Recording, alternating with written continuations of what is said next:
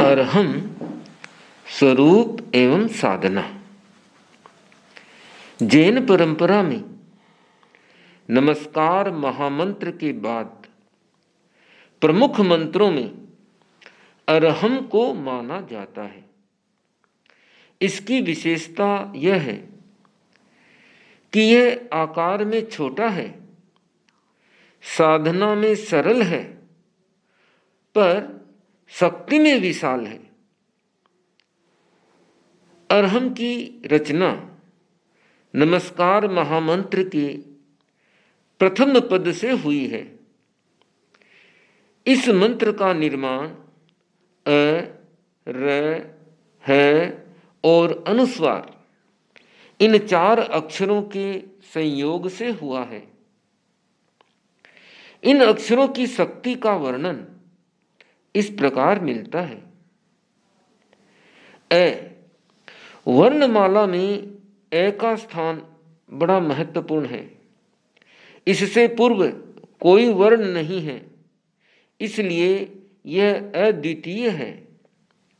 देवनागरी लिपि की पूरी मातृका का प्रारंभ ऐसे ही शुरू होता है। वैदिक परंपरा में ए को ब्रह्मा का वाचक माना गया है। यह अनंतता का प्रतीक है। योग परंपरा में इसे वायु बीज माना गया है, जो अमृत और सुख का भंडार है। वायु हल्की होने से ऊपर उठती है, अतः यह अक्षर ऊपर उठाने में सहायक बनता है।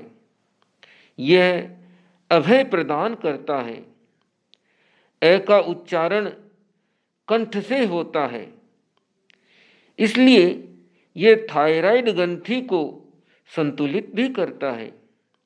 यहाँ के स्राव शरीर के चयापचय व मन को प्रभावित करते हैं। दूसरा अक्षर है र। यह अक्षर दूसरा है। वैदिक परंपरा में यह विष्णु का वाचक माना गया है। यह अग्नि तत्व का वर्ण है, इसलिए इसे अग्नि बीज भी कहते हैं।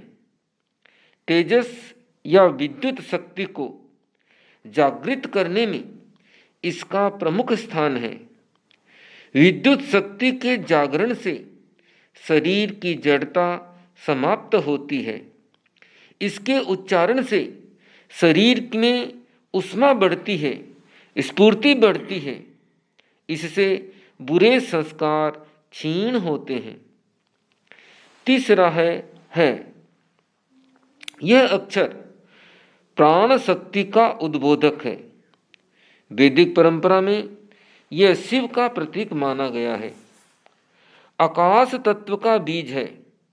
इसका कार्य है विचरना, विकसित करना, तरंगों को फैलाने में सहायता करना। लौकिक शास्त्रों में यह महाप्राण के नाम से प्रतिष्ठित है। यह आनंद का प्रतीक है। यह व्यवहार सिद्ध है कि कोई व्यक्ति भले ही वह विश्व की किसी भी भाषा को बोलता हो, जब हंसता है तो एक ही अक्षर का प्रयोग करता है स्वयं आप प्रयोग करके देखें। जब आप किसी दुख, चिंता या नेगेटिविटी में डूबे हुए हों और उस स्थिति से बाहर आना चाहते हों, तब ह की ध्वनि के साथ हंसें। थोड़ी ही देर में आप प्रसन्नता से भर जाएंगे। शारीरिक दृष्टि से है के उच्चारण का यह लाभ है कि इससे लीवर की सक्रियता बढ़ती है। अरहम की साधना से चिंतानाशक, आनंद प्रदायक है वर्ण की साधना सहज रूप से होती है और अपना फल देती है। और अंत में है बिंदु। यह एक प्रकार की झंकार है। यह अंतर्ध्वनि को अभिव्यक्त करने का प्रतीक है। इसका उच्चारण कर्मों को नष्ट करने वाला है। इसका स्वतंत्र प्रयोग नहीं होता, पर जिस वर्ण के साथ यह जुड़ता है उसकी शक्ति बढ़ा देता है, इसलिए इसे परम पद का वाचक कहा जाता है। योगी पुरुष बिंदु पर ध्यान करके अपने मन को मेरु पर्वत के समान निष्प्रकंप बना लेते हैं। इससे ज्ञान तंतु सक्रिय होते हैं। यह चंद्र बीज भी माना जाता है। इससे शीतलता प्राप्त होती है।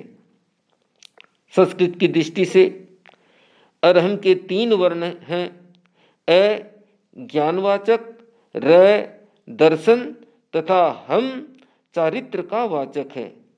इन तीनों का फल है मोक्ष।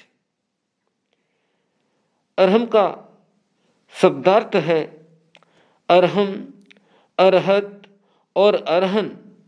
ये एक ही शब्द के पर्याय हैं। अरहत शब्द का प्रयोग साधारणतः पूज्य, योग्य, विशुद्ध, पवित्र, ऋषि, साधु आदि के अर्थ में होता है।